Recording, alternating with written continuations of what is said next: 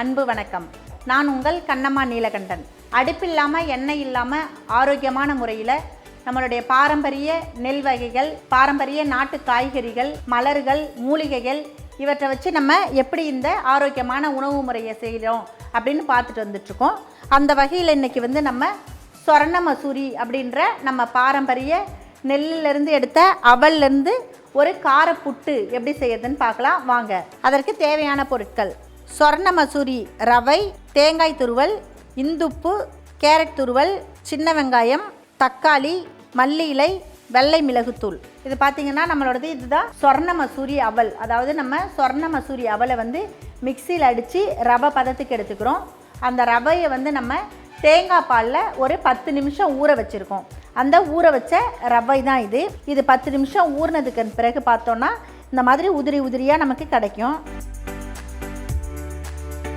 நார்மலாக நமக்கு இது ரவையாக நமக்கு கடையில் கிடைக்காது, நமக்கு அவலாக தான் கிடைக்கும்.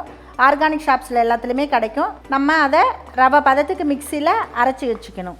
இப்போ பார்த்தோன்னா நம்ம 1 கப்பு அளவுக்கு எடுத்துருக்கோம். இது தேங்காய் பாலில் ஊறினதுனால நமக்கு நல்லா உதிரி உதிரியாக கிடச்சிருக்கு. இப்போ இது கூட நம்ம ஒரு 1/4 கப்பு அளவுக்கு தேங்காய் துருவல் ஆட் பண்ணிக்கலாம்.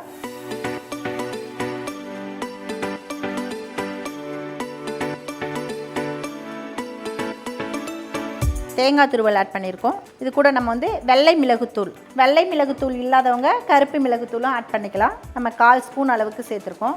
ஏன்னா நம்ம ஒயிட் கலர் அவல் எடுத்துருக்கிறதுனால கலர் சேஞ்ச் ஆகிறதுக்காக நம்ம ஒயிட் மிளகுத்தூள் போட்டிருக்கோம். இதை நல்லா மிக்ஸ் பண்ணிவிட்டு இப்போ இது கூட நம்ம பொடியாக நறுக்கின தக்காளி, பொடியாக நறுக்கிய வெங்காயம். வெங்காயம் நமக்கு ஆப்ஷனல் தான். நம்ம வெங்காயம் வேணும்னா சேர்த்துக்கலாம், இல்லைன்னா நம்ம சேர்த்துக்க வேண்டாம். கேரட் துருவல், மல்லி இலை, தேவையான அளவுக்கு இந்து உப்பு. இதை சேர்த்துட்டு நம்ம நல்லா மிக்ஸ் பண்ணிக்கலாம்.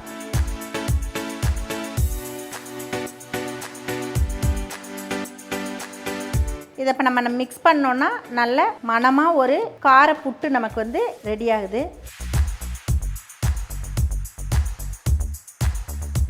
இப்போ பார்த்தோன்னா ஒன்லி நமக்கு இதை சோக் பண்ணிவிட்டு மிக்ஸ் பண்ணுறது மட்டும்தான். இப்போ நமக்கு கார புட்டு ரெடி ஆயிடுச்சு. இப்போ இந்த சொர்ண மசூரி அப்படின்றது பார்த்திங்கன்னா நம்ம பாரம்பரிய நெல் வகைகளில் ஒன்று.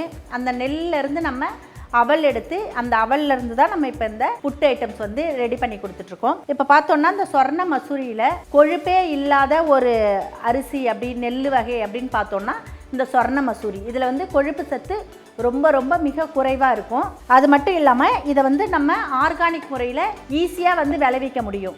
ஏன்னா இந்த சொர்ண மசூரியோடைய நெல் விளையிற அந்த இது சொனை ரொம்ப அதிகமாக இருக்கிறதுனால அதில் பூச்சிகள் அவ்வளோ சீக்கிரம் நமக்கு தாக்காது. அதனால் இதை ஆர்கானிக்காக பயிர் பண்ணுறதுக்கு இது இயற்கையாகவே நமக்கு கொடுத்த ஒரு வரப்பிரசாதம் அப்படின்னே சொல்லலாம். இது இந்த சொர்ண மசூரி வாத பிரச்சனை இருக்கிறவங்களுக்கு ரொம்ப நல்லது. அந்த கீழ்வாதம், மூட்டு, அந்த பிரச்சனைக்கு எல்லாத்துக்குமே இந்த சொர்ண மசூரி ரொம்ப நல்லா இருக்கும்.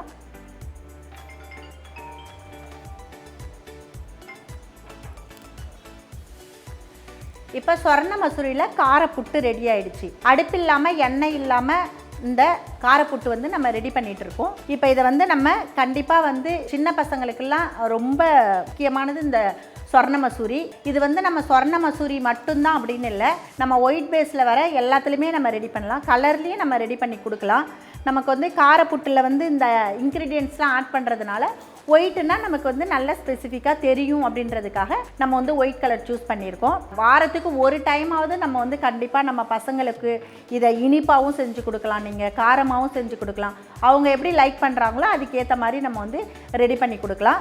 இப்போ இன்றைக்கி இந்த காரப்புட்டு எப்படி செய்யறதுன்னு பார்த்தோம். நாளைக்கு மீண்டும் ஆரோக்கியமான ஒரு உணவு முறையுடன் உங்களை சந்திக்கின்றேன். நன்றி, வணக்கம்.